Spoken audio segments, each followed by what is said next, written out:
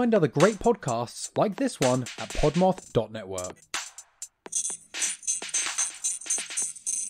Hey guys, I'm Shelby, host of Addicted to Crime podcast.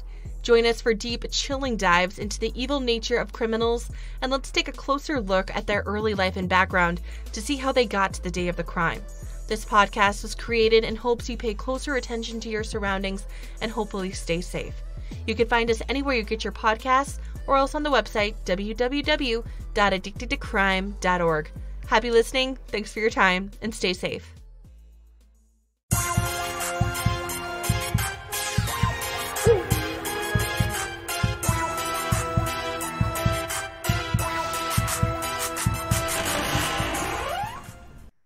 Hey, what's up, you guys?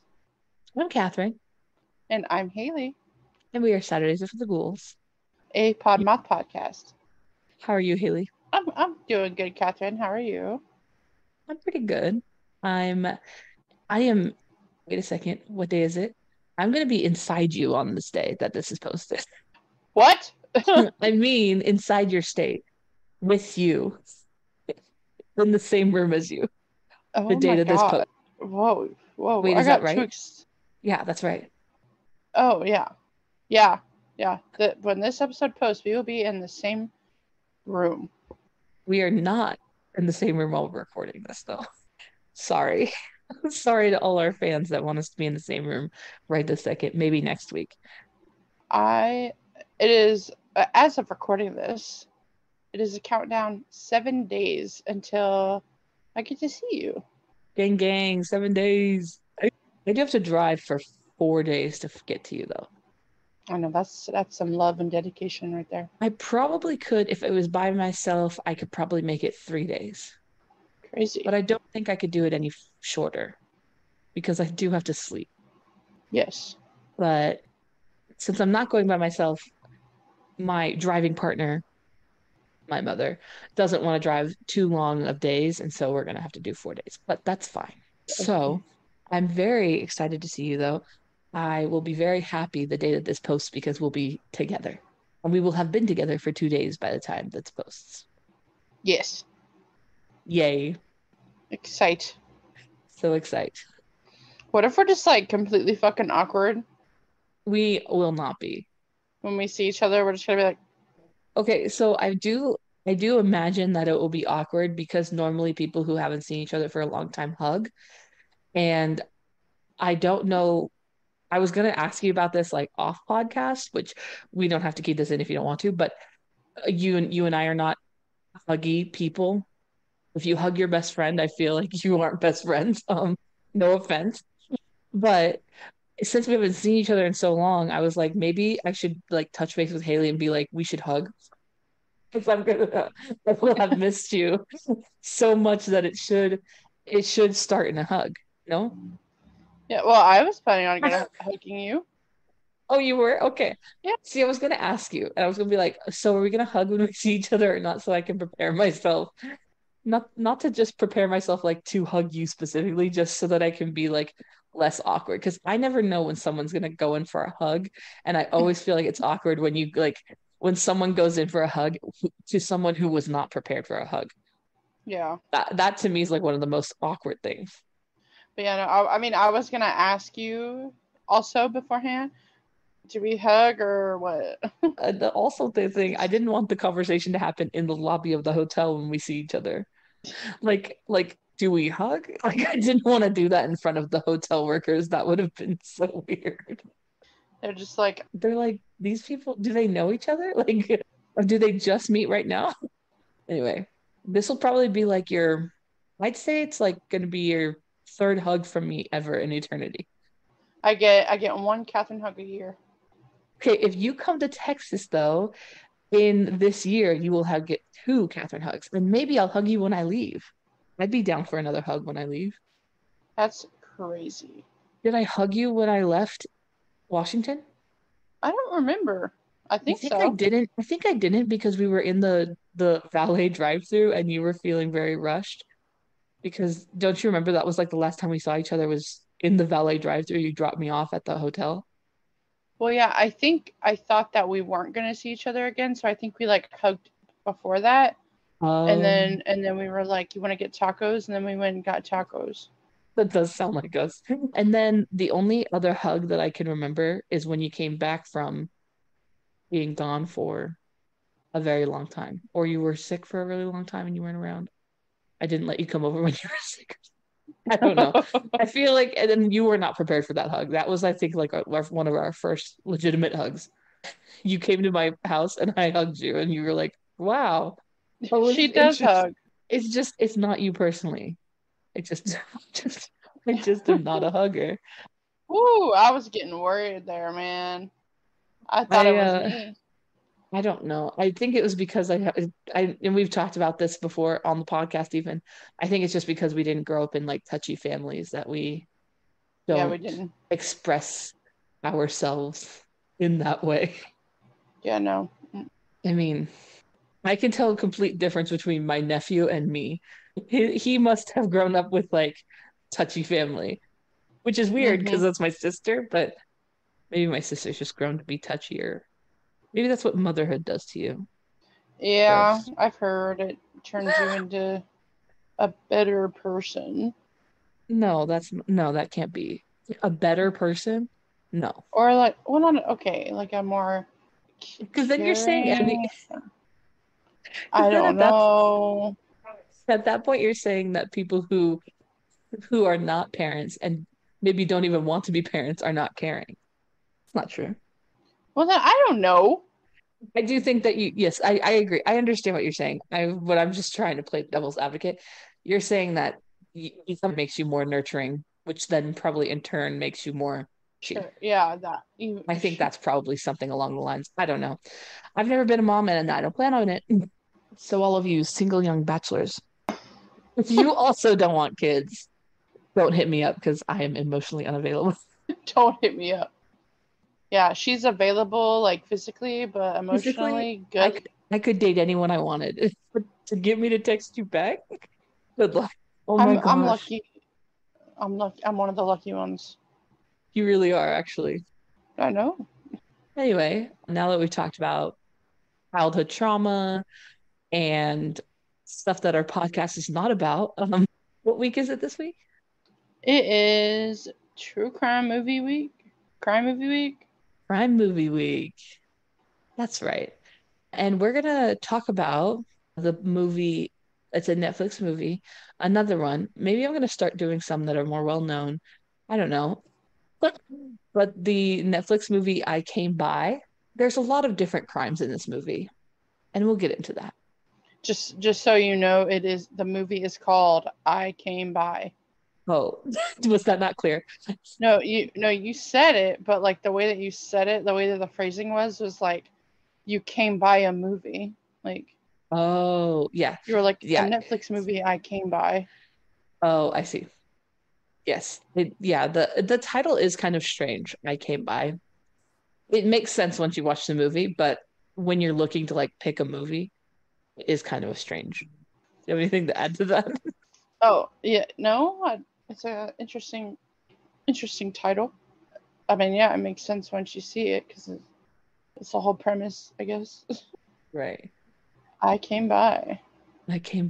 So let me give you the little description on like, Google or IMDb or whatever, like the very short one, which tells you pretty much nothing. As we've come to find, these ones tell you basically nothing. I Came By follows a young graffiti artist who discovers a shocking secret that would put him and the ones closest to him in danger.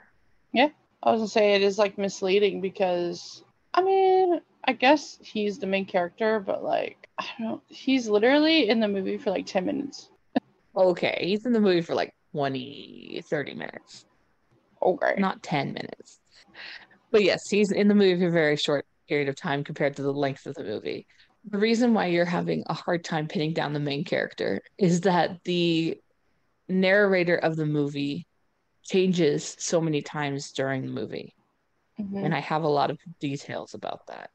But specifically, the narrator changes a lot during the movie. Like we follow so many different people throughout the movie that technically speaking, he was the main character of his section of the movie. then we move on to someone else. Yeah. So, Hayley, do you want to give us a Hayley synopsis?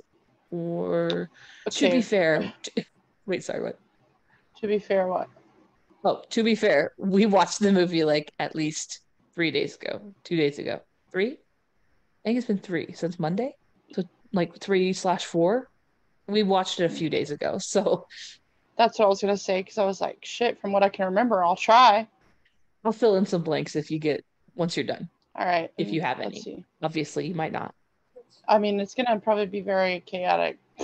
What's not chaotic on our True. podcast? Very true. All right. Here we go. London, I think. Yes. Two hot, troubled guys. Mhm. Parkouring it up. Spray painting. Eat the rich, fuck the rich, shit like that, you know? Fuck the system. All that. One guy is an angsty boy. I think that's Toby. And then I forgot his other friend's name. Jay. Jay. Oh, it was Jay. Okay, I was right. All right. So we got Toby and Jay. Toby is angsty white boy. Jay is unfortunate to not have parents. They form an alliance and is like, fuck the rich, fuck the system. They come across this one guy. He's a judge, old guy, has major daddy issues. We barely know about them at this point. Yeah, has It's only daddy the issues. tip of the iceberg. Yeah, yeah. Jay is gonna be a dad, so he's like, I'm out, Toby. I can't do this no more, you know. Toby is like kicking trash cans and shit and mad at the world that he's doing this on his own. So he's like, you know what? I'm gonna break into this fucking man's house. He does it. Oh, but he finds a little more than he bargained for in the basement. So Toby tries to play hero and rescue said thing in said person thing in basement. And I was trying to like avoid spoiling it, but we're gonna spoil it, I guess. So, but yeah, Toby tries to rescue the person that's in the basement to no avail. Black screen. Now we're in the POV of his mother, of Toby's mother. And then mom basically tries to save him, gets captured, and then now it's up to Jay. And Jay saves the day finally at the very end. The end. That was good. That was very good. Thank you. I mean, essentially, that's pretty much it. There's lots of other parts. It's a 2-hour movie, so like obviously we're not going to tell you every scene in a 2-hour movie. Haley did a wonderful job. Thank you. You're welcome. I'm gonna cry. Someone gives you a compliment and you cry. Oh my god, I saw this meme and I meant to send it to you, but it was like my OnlyFans is me pretending to be your dad and saying that I'm proud of you for $7.99 a month. That'd probably get viewers for sure. I thought it was funny. So a little bit about the movie before we get back into the synopsis information about the movie. Let's talk about who directed it and who starred in it. The director was Babak Anvari, and he is British and Iranian. And then Hugh Bonneville played Hector Blake, who was the judge. George McKay played Toby Neely, who was the hot boy that Haley loved. She was like, I can fix him. Hey, as a joke, I mean, yeah, he was kind of hot, but he's literally in the movie for like, I do. Yeah. And then Marcel Ascot plays Jamil or Jay Agassi. Okay. So that's Jay. Okay. But I didn't know that he had a last name in the, like, that's what I'm just saying. Anyway. Oh, yeah. You know, like, we never hear that in the movie. So when I was looking at the cast list, I was like, where did Jamil Jay Agassi come from? You know, like, I just knew him as Jay. I didn't know he had another part of his name. I mean, I know that people have other parts of their names. I just, never mind. Anyway, Kelly MacDonald played Lizzie, Toby's mom. And then Varada Sethu played Nazarene or Naz Rahim. She was so pretty. And then France Ashman played D.S.L. Lloyd, who was the detective placed on Toby's case. And that's pretty much all of our main characters, I'd say. Yeah. Some of them have smaller parts than others, but Haley did a good job at telling you kind of what happened, but there's lots of like okay, so there was a hostage let's go back to Toby. Toby breaks into Hector Blake's. Hector Blake, as Hayley said, was a judge and he was retired. So he lived in this really nice house. He had a lot of connections. He played squash with like the head guy of the police. He had lots of connections. So when Toby broke into his house, he heard something downstairs. And so he went to go check it out, found said hostage after a minute. When he went to go save him, he left and came back the second night to save the guy because he was going to get caught if he stayed there any longer. The what's it called? Hector tricked him kind of when he came back. So he like left and then he knew that he came back and then he came back. And so he found him downstairs trying to save the guy and the guy had like went to the bathroom on the ground and Toby runs in to try to save him and honks out because he slips on the poo. I think it's poo. Was it? I thought it was pee. I mean, It was yes, but something he bodily. stepped on something like brown. That's why I thought the part that he slipped on was poo. Oh, okay. I don't know. All I know is that it's somewhere else I read it said blood. So, but I don't know where the blood would have come from other than from Hector. But anyway, so now we know that Hector keeps people down in his basement and that Toby, a lot of things were implied in this movie. So we saw Hector put this stuff that he was wearing into this kiln, and then he saw them dispose of something, but we didn't necessarily know that Toby was no longer with us. Yeah. I thought that he just kept him. Like I thought he like got rid of the one guy and then kept Toby. Yeah. I thought that too, actually, the first time I watched it, was that he traded out the guy that was down there for Toby. But as you and I both know, I think he got rid of both of them. Yeah. Sadly. So then Lizzie comes to the same, at the end of the day, finds the connection to Hector, stalks Hector's place, and at the end of the day, she finds her same demise as Toby. But she finds a lot more information out about Hector. Hector hates gay people who were seeking asylum from their home countries. And the reason is from said daddy issues that Hayley was talking about. So his father, after his mother died, he sent him off to boarding school so that his father and this asylum seeker who was a homosexual or who was gay, they mention it as a homosexual, but he was gay and he was seeking asylum in London. And so the father, I think it was implied that the father and him had a relationship. Yes. And so when he came home, Hector got angry with Ravi is the guy's name who was seeking asylum and got angry with him and didn't like him. And so anybody who's seeking asylum because they are gay and they cannot be openly gay in their country, he sees Ravi in those people. And so something I think that was not well explained is that the people that he keeps are asylum seekers like Ravi.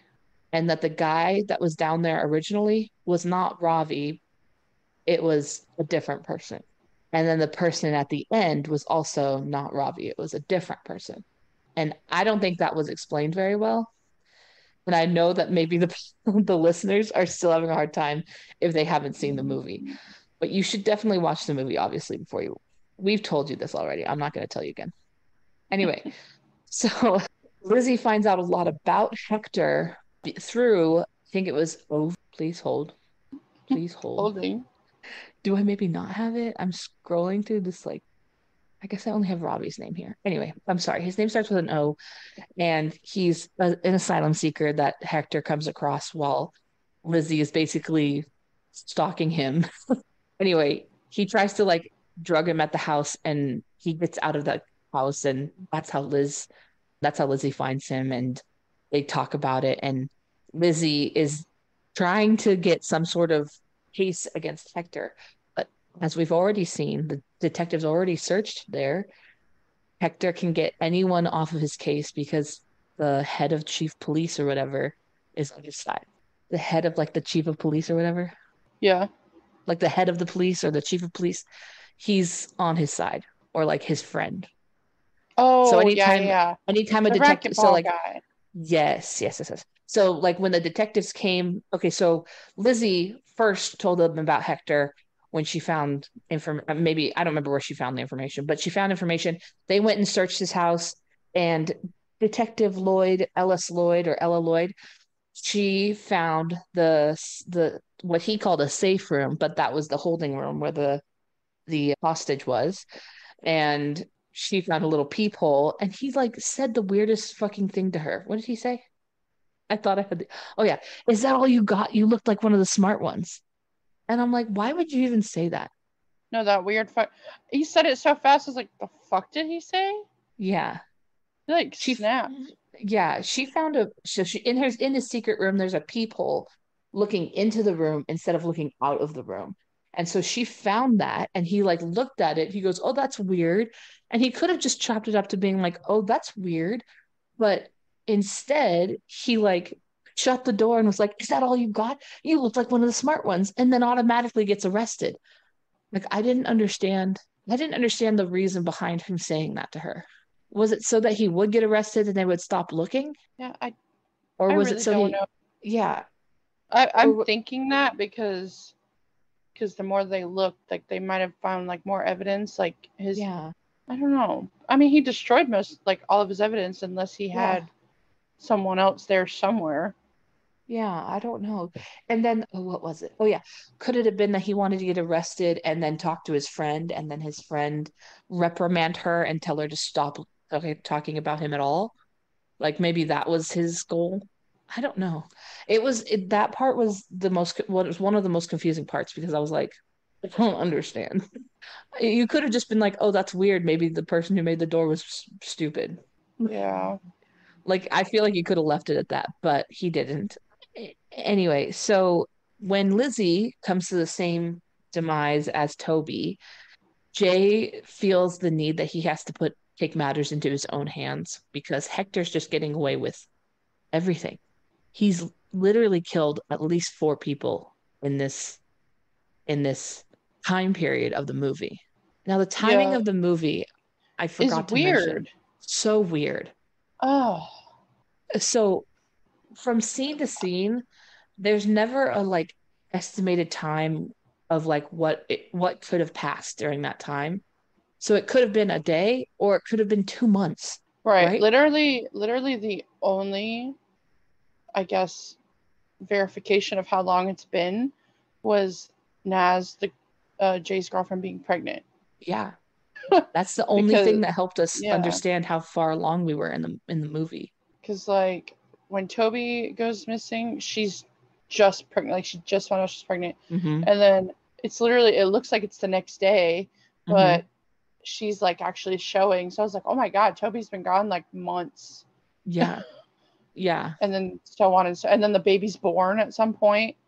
Like this Like this this whole movie takes place over at least like a year, if not 2 years, because by the time at the end when Jay is starting to take matters into his own hands, baby is sitting up and like, interacting with dad, not necessarily talking, but babbling, yeah, sitting up. He could be almost one, is what I'm thinking. yeah, that's what I'm So thinking too. I don't know. I feel like this movie took place over like 2 years, but there's nothing to tell you that other than the baby's progress, which the baby's not even a main character, right? Other than that, there's nothing to He tell sh- you that time has moved by. he should be. He was adorable. He should be. He was very cute, yes. He had this. Remember he had the little onesie and it had a teddy bear on the butt.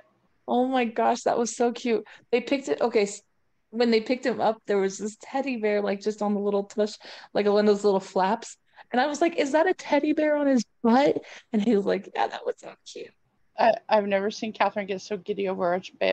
I know. It like almost cured my like not wanting to be a mother. It was crazy. But I came right back home. Don't worry. Friends who are not parents and don't want to be, don't worry, I'm back home. Anyway, so I thought that the timing was very strange. But maybe that's just how, like, that's obviously how the director wanted it to go. how he wanted it to play out. Yeah. So, but the ending of this movie is like, it seemed rather ambiguous and a little bit confusing, I felt. Did you feel confused at the end? Yeah. Like with the person? Yeah. Yeah. So I have some explanation for the end for you. So maybe I can help you shed some clarity. Okay. So roll back to the beginning of the movie. We're not going to go scene by scene, but back at the beginning of the movie when Jay and Toby are tagging places. I don't think we've mentioned, but the tag that they left on rich people's homes, inside of rich people's homes, is "I came by." And they would they would turn off the Wi-Fi, get inside their homes, like scale the building. They would tag the inside of their house, so when they came home, they knew that they were not untouchable. And so there would be no evidence of them because there was no Wi-Fi connection, that kind of stuff. And "I came by" comes back around at the end. So obviously Jay stops during the movie, but Toby tries to continue on his own with Hector. Naz is finishing some kind of degree or program where she has a dissertation, and that means she has like this. She like slaved over this paperwork, and her teacher was going to hand it to. Sorry, she was going to hand it to Hector Blake, and he was going to read it supposedly, and so Naz let Jay know that's where Hector will be because Jay couldn't find Hector because he moved or went back to his childhood home. Oh, okay. So that's why Naz had to tell him, like, hey, my teacher will be handing Hector my dissertation. And that's why she was like, be careful when she left. Do you remember that? Yeah. Okay. That was solely because Jay needed to know where Hector was, and we have not been able to find him. So Jay follows Hector home to his childhood home, where we find Hector sleeping there. Jay finds Hector sleeping in his old childhood bed, which, why would you sleep in your small childhood bed when there's a very perfectly fine queen mattress? I don't know. That was strange. I digress. So Jay and Hector end up having a tussle. Hector obviously has the upper hand. Like Hayley said during the movie, you weren't there, but she's like, he already knows the layout. Jay doesn't. Yeah. And that's right. Hector had the upper hand during Jay's in his fight.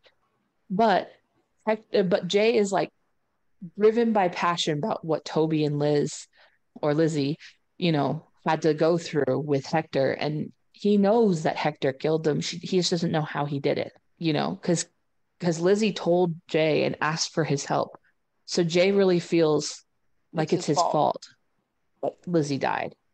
Maybe not Toby, but Toby also asked for his help, But the end of the movie itself, like the last quarter or the last third or whatever the part with Jay is, really the movie overall is about the justice system. "I came by," the taggers are already about like fuck the system, fuck the rich, like that kind of stuff. But it's about how like the justice system fails people, and especially people of color. And the director, he even said in like an interview that the movie is related to the overall theme of how institutions fail us, whether it's on a macro level, like the government or the police, or it's on a micro level, like your friends or family. Everyone in this film has daddy issues, which is true. Almost everyone in this film has daddy issues. Toby, Jay, Hector, we don't really know Lizzie, Naz, everyone has daddy issues. Yeah, they do. And so the ending is a lot about the justice system and how the systems that we have put in place are institutionally going to fail people in the world, as you know. And the cool thing is that you would I would say the three heroes of the film are all people of color, and the director said that he did that purposely. The three people who are the final heroes are obviously Jay, D.S. Lloyd, the detective, and Naz, who helped Jay find where Hector was. Oh. Right? And it said that the ending allows people who are hurt the most by the justice system and the systems that are put in place bring Hector, who represents that, to justice. Isn't that cool? Oh, I like that. I liked the movie more than when I finished watching it. You know what I mean? Yeah, me too. Yeah, it adds more meaning and symbolism to me. To Exactly, me. exactly. And I think that the director, the way that he did it was great, and it may have been a little subtle, but it makes the movie mean more, you know? Yes. Yeah. So, as I just said, Hector kind of represents any politician or law enforcement officer or government official or business tycoon who say, "Oh, I'm not racist," but they definitely are. You know, like he hides behind his job and he's like, Mm-hmm. "I'm a judge. I've helped a lot of people, people of color. I've helped a lot of other people. I've helped everyone. I'm a judge. I want the best for you." But really, he doesn't. And he didn't want, specifically Hector himself didn't want anyone who was seeking asylum to have asylum, you know? Yeah. Like he was telling, I can't remember his name, Odie? He was telling him that he could help him with his case. And then he also told him that he could eliminate his case if he didn't come to his house or if he didn't get in his car. You know what I mean? He like used that against him. Obviously, he didn't want to go back home or else he'd be killed. So, you know what I mean? Yeah. Yeah. So, Oh, Omid. Omid. Why did I think it was Odie? That's funny. Omid. It's almost the same letters. Almost. Just all different. The other thing about like the narrators, the fact that there's multiple narrators, at any given point, we're following different people. And the big narrators are obviously Toby, Lizzie, and Jay, but sometimes we follow Hector. And for a very short moment, we follow Naz when she goes and gives her dissertation to her it's like a very short part and you don't she doesn't even talk, but we do follow Yeah. her to the school. And they say that the reason why he said in an interview, the director said, core of it is about how institutions can fail us. And if the institutions are failing us, we as individuals take responsibility and have each other's back. And so it was a central theme that he wanted to tap into by having multiple narrators in the movie. Okay. Does that make sense? Like we have to take responsibility together. And so we can only do it. We couldn't have done it if it was just following Jay through the whole movie. We Yeah. couldn't have done it if it was just following Detective Lloyd. And Lizzie Lizzie was not it. No. That's all I have about like the film, but I do have one fun fact. Okay. Are you ready? I'm ready. This might help you like the movie just like a tenth of a percent more. Okay. Stephen King personally recommended this movie via Twitter. Oh, Considering he didn't recommend The Shining and he recommended this movie, maybe that says something, that says a lot. right? Now, does Stephen King manage his own Twitter? Maybe, maybe not. But he did recommend it on Twitter himself, and that's literally the only fun fact, like that would be considered a fun fact about the movie that I could find. Isn't that crazy? I really That thought there is, might be more since there was like so much about the meaning of the movie. I thought there would be more fun facts. yeah. The other thing is I don't know. With Netflix movies, there's usually not. Yeah, there's just definitely not enough of those movies. Oh, wait. Okay. I do have one more. I couldn't fact check this because I've never seen the show, but there's like an Easter egg in this movie where, in one point, before the detectives come, Hector's watching an episode of Rick and Morty.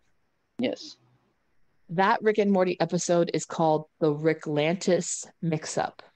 And supposedly there's a lot of overlapping themes to that episode of Rick and Morty and this movie. I've never watched Rick and Morty. I personally don't think that I want to watch Rick and Morty, but it's an Easter egg. If you watch that episode, it's a 30-minute episode probably or 24 minutes, right? Yeah, it's Supposedly like there's I would say like 22 minutes or so. yeah. So supposedly there's a lot of overlapping themes, but I heard bad things about the creator of Rick and Morty, so I don't support Rick and Morty. That's the only reason why I probably would not watch it. But other than that, if you wanted an Easter egg after the movie, I'd maybe watch the Rick and Morty Rick Lantis mix-up episode. That was kind of a fun fact. Yeah, I can see how I'm reading the summary of it. Ooh, read it to us. Okay, so the storyline for that episode is, as Rick and Morty go to Atlantis, we take a peek into what is going on in election time is happening while the Citadel is being rebuilt. Ricks are running for the office of the president, as is one Morty. We take a ride through Morty Town to see the Mortys without Ricks. As corruption is rampant and Ricks are factory workers as well as blue collar, we are treated to the Dark Mortys and Ricks at the Citadel of Ricks. Okay, I can see how it's kind of a little like- overlapping. Do you watch Rick and Morty? I've seen like one season. Oh, okay. It's one of Emily's favorite shows, though. Interesting. Okay. Well, I don't know. I thought that was interesting that they put in a show that was like a little bit hints and nods to this movie, like themes. Honestly, the Rick and Morty thing like stood out to me because I don't know. Usually in movies or shows, like you don't see them watching TV, Right. or if they are watching a movie, it's not something that we would recognize. Exactly. And especially if So- it's in a different country. I was Right. surprised that he was watching Rick and Morty in London. Yeah, an old judge guy watching Rick and Morty. Right. Eating like a TV dinner. Maybe it was just a steak. I don't really remember, but it I don't- looked like a TV dinner to me. Did you want to talk about ratings? Did you want to hear ratings or did you want to rate it first? That was a lot of questions. Would you like to talk about ratings? Let's rate them first because I want to see like if You don't want to we be agree. influenced. Yeah, Those tomato boys can be influences, you know? the Okay. Tomato Boys. I don't want to They- disappoint the Tomato Boys. I understand. I totally understand. Okay. So, Hayley, you are the only person who doesn't know the ratings. Give it to me. What is your rating for this movie? Especially now knowing all the fun things that I told you, Okay, which was well, so great of me. Rate it before and after. okay. Well, before I knew everything, it was probably like a 3.5 or 4, maybe, because I don't know. Maybe. To me it just felt undone. Like it didn't feel like it was done. I agree. But like I guess learning more of the symbolism, like it makes sense why we have that done feeling, because Mhm. if we're in like Toby's POV, we're Mhm. obviously going to get a black screen because he died. For Lizzie, same thing. She died. So we don't know. And then now we're in Jay's POV and he doesn't know what happened to them. So And like, it just makes a lot of sense to right. me now. So I'll give it like a 6. Okay. The other thing is it may feel undone to you because the fight against the justice system is not done. 7. Mind blown, right? It's 7 now. Perfect. You are a strong advocate for this movie. I literally just thought of that while you were saying that, and I was like, I know it. I know it in my head. That's what I have to say. Okay, so this is going to sound so pretentious.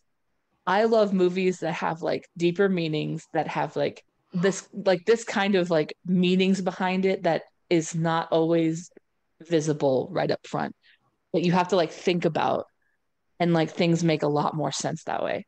Like I bet you if you rewatched it again with this lens, you'd be like, holy fuck. Yeah, You know what I mean? for sure. Now I feel like I need to watch it again. Yeah. I think you could. I think that also people who are rating it may not think about that part, and they may not do the research to learn about it either. Because okay, so when I Googled I Came By, a lot of people were confused by the ending. Because again, like you said, it felt unfinished. It felt undone. And so people did research like after watching it, because it was like one of the top things when I typed in I Came By Netflix or something, or Netflix I Came By. It said like meaning explanation or ending explanation, I mean. So Yeah. lots of people wanted to know. I would say my rating's the same, like a 6, 6.5, 7, like somewhere around there, knowing what I know now. 6.5 7. 6.7. Beautiful. Beautiful. But when I first watched it, I think that I rated it 2 out of 5, which would have been a 4 out of 10, just because Oh, I didn't understand it. And yeah. until you understand movies like this, I think you just don't get it. Like, it's kind of like that sound that's like the girls who get it, and the girls who don't. Yeah. Like it is what it is. You might just not get it. Like, that's fine. But the meaning behind the movie and the themes behind the movie made it there for me. So that's good. So let's talk about the ratings from the big boys. Tomato, IMDb, Google. Did you understand IMDb? Understand what? IMDb, No. IMDb, IMDb. Oh, M did. Okay. Anyway, sorry. Sorry. Okay.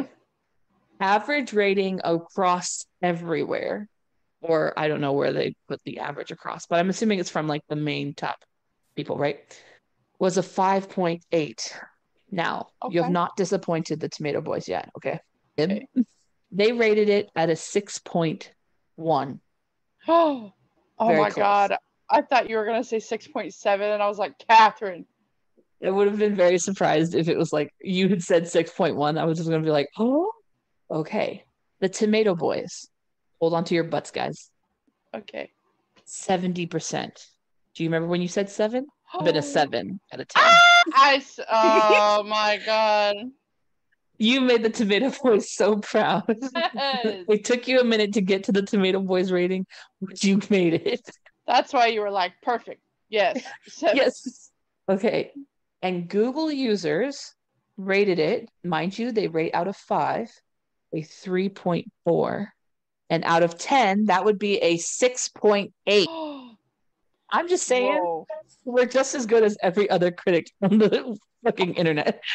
Man, we should be critics. We are critics. Hayley, we talk about 2 movies every month with our fans. True. We are movie critics. I just told that to my sister. I said, I don't know. Critics might say, I go, actually, I am a movie critic. I have a podcast where I review movies twice a month. I think that's a movie critic, loosely. Okay.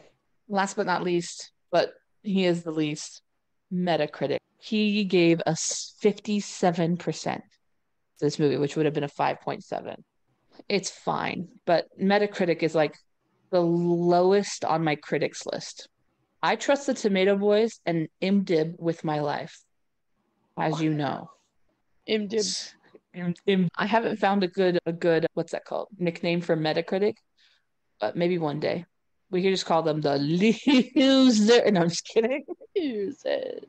So this was like the overall consensus on the Tomato Boys site for this movie, and it brings another factor into it that I didn't think about until after I watched it. Okay, this is a quote from the like they you know how like they on the Tomato Boys it says like overall review is this, and it's like a one line, and it's kind of like trying to take in criticism from everyone. Okay, their one line is, although it falls a fair bit from its Hitchcockian ambitions, makes sense. I Came By gets a major boost from Hugh Bonneville's excellent against type performance. So mostly the critics loved Hugh or Hector. He is the biggest name in the movie, so that makes sense, I guess. Other than that, movie got pretty mixed reviews. People said it was, quote, messy, quote, flat, and that, quote, the shifts in the narrative made for an unpredictable movie, but it affected the pacing. And I think that's all things that we already agreed with. Yeah. But you and I, maybe they don't, but you and I know why. But we did have a problem with the pacing, which was because it was like 1 day to 3 months. Like, Yeah. who knows? Where are we? I don't know. If they didn't have the child, it would have looked like it happened in like 3 weeks, maybe. Mm-hmm. You know what I mean? Like it would have happened. It would have felt like it happened like all in a month or something. So I think that the longer timeline made it feel more realistic. Like that's how long this could have gone on. Mm-hmm. But I don't know. And that's all I have about I Came By. Thank you, Kathryn, for stopping by. Oh, You're welcome, I guess. You guys should watch it if you have 2 hours. It's a very long movie. it's good. Give it a try. If any of you feel the same feels about the justice system and eat the rich and those kinds of things, try it out with the lens of what we've already given you. Yes. That would help you feel like this movie's a good movie. If you watch it without any of the other lenses that we've provided to you today, you're gonna come away with like, was a 3? Was a 3 out of 10. Whoops. That's all I got. I feel like I've talked a lot. No, you're good. I feel like I've done justice for this movie. You You did. know, like sometimes I feel like I don't have a lot on some movies, and I'm like, I don't know what else to do. I did this one justice. You did. You did. You did good. I did good, kid. Yeah, you did. Little shoulder tap. Did you have anything to tell Spooky Babes before we go? Go, Spooky Babes. We hope you enjoyed this little episode. Go watch it on Netflix if you want to, if you have time. It's a good movie, especially with knowledge that you may know now. I might even need to go rewatch it. We hope you have a good day and a good month. And yeah, back to you, Kathryn. Back to you. I'm just kidding. Take it away. Okay, I'm sorry. Well, Spooky Babes, we appreciate you coming, as Hayley said. No, I'm sorry. It's good. Hayley, don't make dirty jokes. It's because my name is You Already Came by Come Again, but it's CUM. Yeah. So when you said thanks for coming, so I thought of my name. Hayley's name is crude and not Zoom appropriate. Mine is tinfoil hat. You're welcome. That just reminds me of Signs, which, for a little fun fact, is one of Kathryn's favorite movies. I do love Signs. I used to watch it all the time. Anyway, but Spooky Babes, back to us. We are excited to, I know that this doesn't involve you, but we'll post some TikToks and some videos together. But we're excited that we're going to be together this weekend. You're listening to this, unless it's in the future. If you listen to it the weekend it comes out, we're together. And hopefully you enjoy our whatever content we can provide you. But we are glad that you came by. And just remember, you're worth it. You deserve to be here in this world. And we will always try to remind you of that. And we will see you in your nightmares. Wow, that scared me. I scared you? Yeah. No, Aww. Sorry, I should have left it at yes. Sorry. Anyway, bye guys. Bye.